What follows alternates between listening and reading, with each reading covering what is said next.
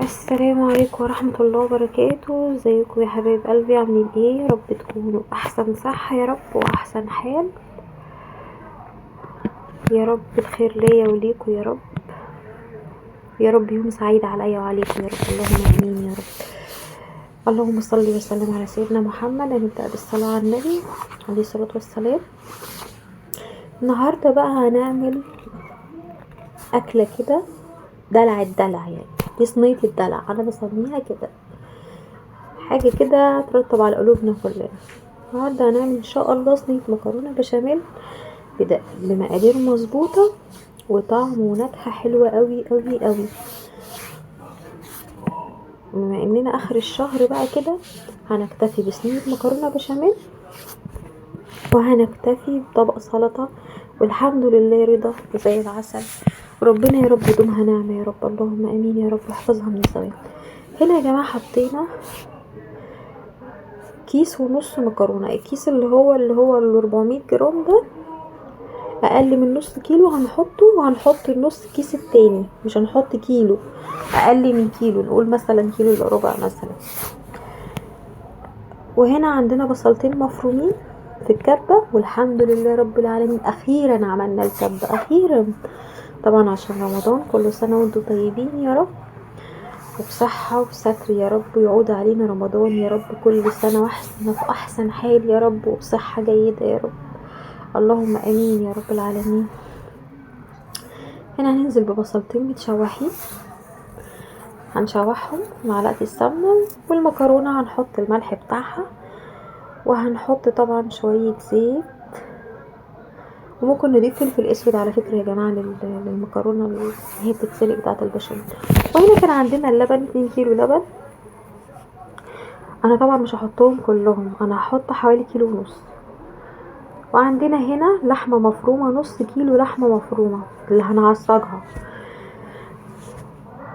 عايزه اقول لكم ان صينيه المكرونه دي تنفع تعملوها بكيلو لبن واحد، بس انا بصراحه بحب اكتر البشاميل. انا من الناس اللي البشاميل ده بصراحه بحب اكتره كده، يبقى حلو كده، بنحبها احنا كده بصراحه في البيت. عايزه اقول لكم شكرا لاي حد بيكتب لي تعليق وبيجبر بخاطري. ربنا يجبر بخاطركم كلكم يا رب. اللهم امين. وربنا يدوم التواصل يا رب يا رب، والمعرفه الطيبه.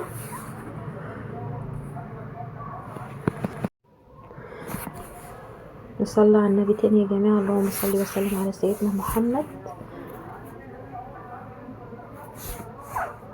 وهنا اللحمة معانا بتتعصج بالبصل، وهننزل بقى هننزل واللحمة بتتعصج كده، هننزل بقى بالتوابل بتاعتنا اللي هي ايه بقى، عبارة عن ايه؟ شوية فلفل اسود، شوية بهارات لحمة، رشة قرفة كده. لازم القرفة دي بصراحة بتخلي اللحمة في حتة تانية، والله العظيم بتخلي الريحة. انا عايزة اقول لكم وانا بسلق اللحمة لازم احط كده عود قرفة او نص عود قرفة، بيخلي اللحمة دي ريحتها في حتة تانية خالص. وهنا حطينا الفلفل الاسود اهو. هنحط التوابل بتاعتنا ومش هنكتر، ما نخليش نكهة التوابل تغطي على طعم الحاجة. انا بشوف ناس بتكتر توابل بكمية مهولة، انا لا، التوابل لازم نستطعم الحاجة ونستطعم طعمها. وهنا عندي قرنين فلفل اخضر، وانا حطاه عشان يبقى ايه، يبقى المكرونه سبايسي شويه.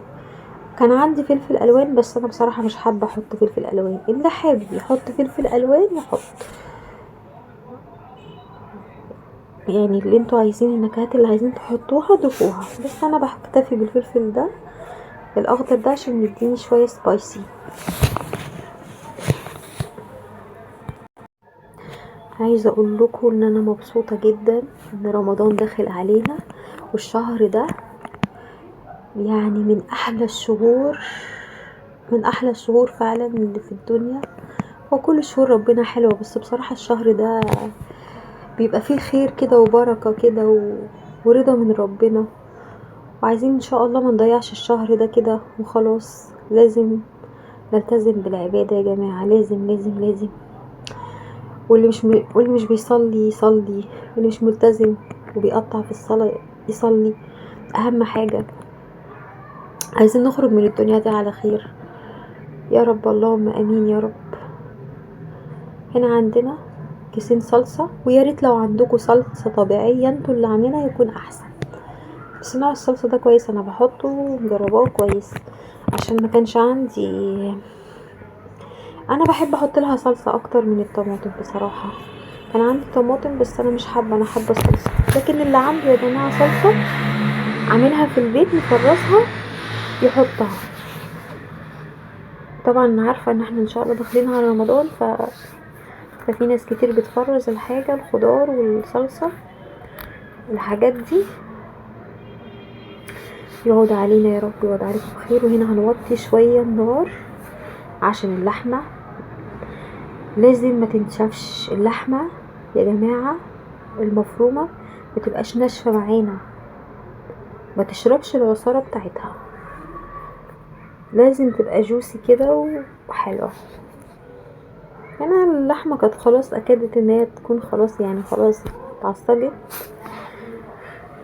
وعندنا هنا بعد ما سلقنا المكرونة كده اتسلقت، نفس الحلة هنغسلها بس من مكان المكرونة، وهننزل ب3 معالق سمنة بلدي او زبدة. ولو ما عندكيش يا ست الكل سمنة بلدي ولا زبدة، اكتفي بالسمنة العادية، او اكتفي باللي موجود عندك، وان شاء الله ربنا يبارك فيه ويطلع كويس، يطلع حلو زي العسل. بس انا هنا بحب نكهة السمنة البلدي والزبدة في المكرونة البشاميل، الحمد لله عندي. فهحطها 3 معالق، وهنزل بحوالي هنا 5 معالق دقيق كبار. وعندنا اللبن زي ما قلت لكم هنا 2 كيلو انا كنت غالياه وسايباه. هننزل بالدقيق الاول، هنديله كده ايه تشويحة كده لحد ما يتحمص شوية اهو. عايزة اقول لكم ان انا عقدتي والله العظيم، عقدتي يعني بجد بجد بجد احنا بنبقى محتاجين ناخد هدنة من المواعين ومن الغسيل البوتاجاز ومن تنظيف المطبخ. انا مش عارفة بجد ان تنظيف المطبخ ما بيخلص. رغم ان انا وانا بطبخ وانا بعمل الاكل بغسل الحاجات اللي انا بستعملها اول باول، تلاقيني بغسلها. بس دي بصراحة البوتاجاز بصراحة من اكتر الحاجات اللي من اقل حاجة يقع عليه. هنا انا زودت سمنة تاني عشان خاطر حسيت ان هي محتاجة شوية سمنة شوية. فعايزة اقول لكم ان فعلا والله العظيم تنظيف المطبخ ده وغسيل المواعين ما بيخلصش، وربنا يا رب يدوم على الواحد صحته يا رب وعافيته يا رب يا رب. وطبعا ما شاء الله طبعا اللي عنده ولاد وكده الحاجات دي ما بتخلص يا جماعة، والله ما بتخلص.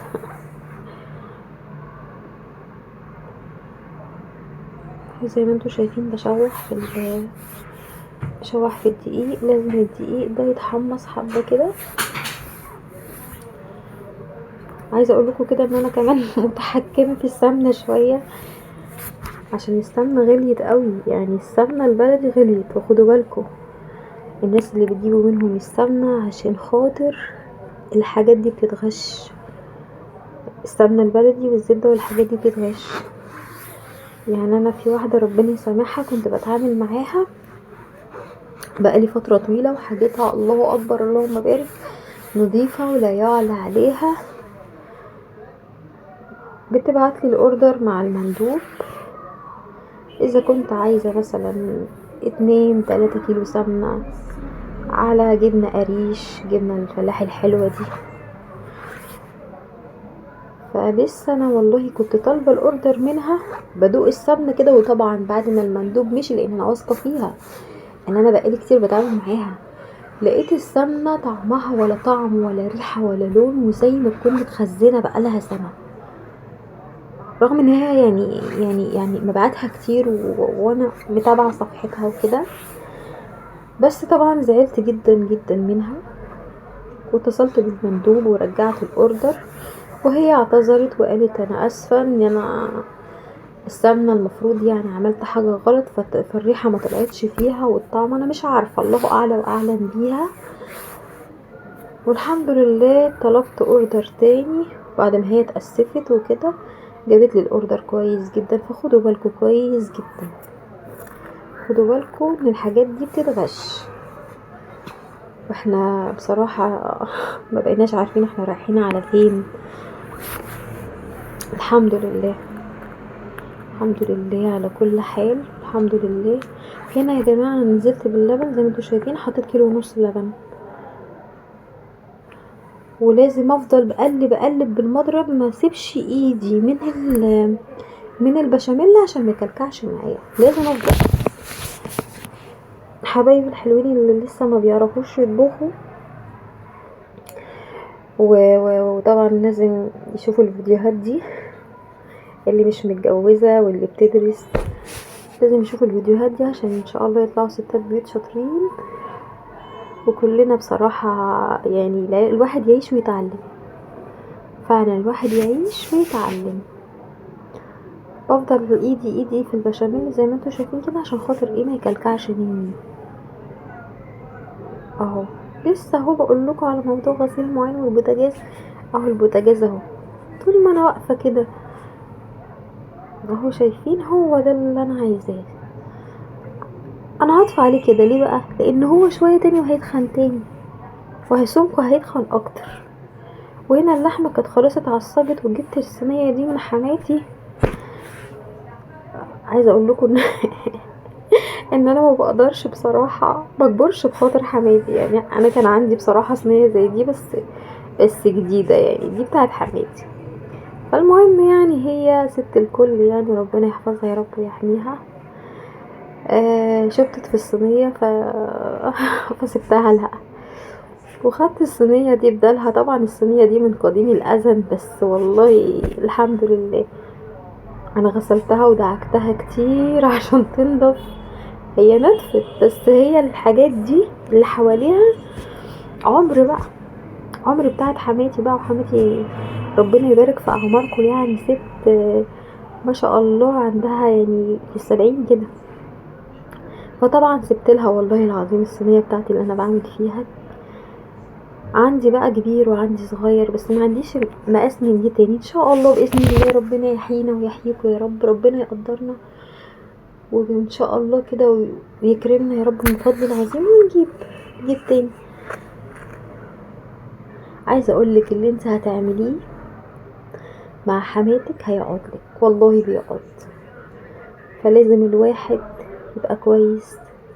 هنا طبعا حطينا بشاميل في الصينيه من تحت يا جماعه، انا سرحت معاكم.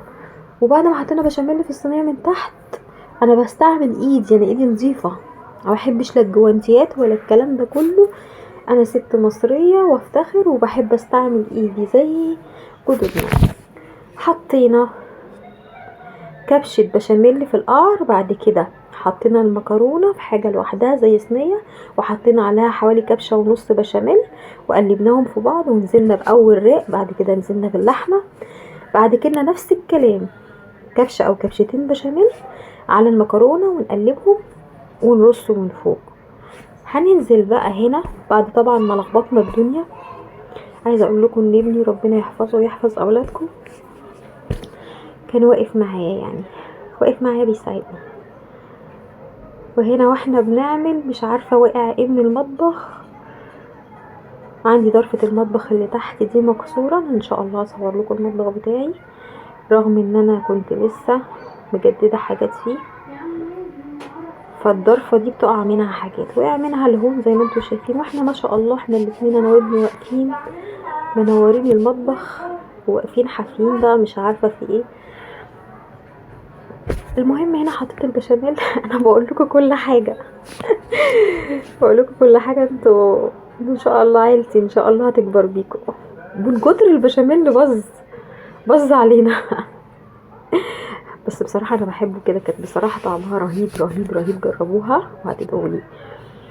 نزلت بالبشاميل اهو، وهندلع الدنيا بقى شويه جبن شيدر على حتتين جبنه رومي. بصوا عندكم جبنه حط، مش عندكم الجودة بالموجودة، وربنا يبارك لي ويبارك لكم يا رب. اهو زي ما بقول لكم. ادي الجبنة دي شيدر، اللي هي سوري موتزاريلا، جبنة موتزاريلا. تمام، دي جبنة موتزاريلا حطيناها، المفروض كانت تموت، ما وطتش ليه مش عارفة. وحطينا من تحت، وبعد كده نزلنا بالبيض. هنحط تاني انا حطيت من تحت على اساس ان هي تموت بقى معايا وكده، بس هي غزلتني مش عارفة ما وطتش ليه. البيض انا حاطه بيضتين يا جماعه اهو، شايفين البزازون بتبظ عمال تبظ. بس مش مشكله، احنا كل ده هننضفه بعد ما نخلص، اهم حاجه نتبسط ونبسط الاولاد. ما تنسونيش بالله عليكم في اللايك، جبر خواطر، وفي التعليق حلو منكم كده يسعدني. واللي مش مشترك بالله عليكم يشترك في القناه عشان نكبر يا رب يا رب يا رب، اكبر بيكم يا رب، ويا رب محتواي يكون بيعجبكم يا رب. انا ست بصراحه بتعامل على طبيعتي. انا بحاول انضف اللي انا بهدلته، بس كل ده يتنضف بعد صينيه المكرونه تدخل الفرن، مفيش مشكله خالص. اهم حاجه ان احنا نكون مبسوطين ونبسط اولادنا. وهنا نزلت بالجبنه الرومي، يعني بعد ما حطيت الموتزاريلا نزلت بالجبنه الرومي اهو. زي ما بقول لكم، عندكم حطوا، ما عندكوش الجوده بالموجوده، وربنا يا رب يكرمنا ويرزقنا جميعا يا رب يا رب يا رب. وانا على فكره اكتفيت بالمكرونه البشاميل وطبق السلطه. طبعا انا عندي ولادي، عندي فراخ، مش اقول لكم ما عنديش في التلاجة، هما بيحبوا الطيور اكتر، بس انا الجوده بالموجود. كل سنه وانتم طيبين، وده اكلنا النهارده، واشوفكم على خير يا رب.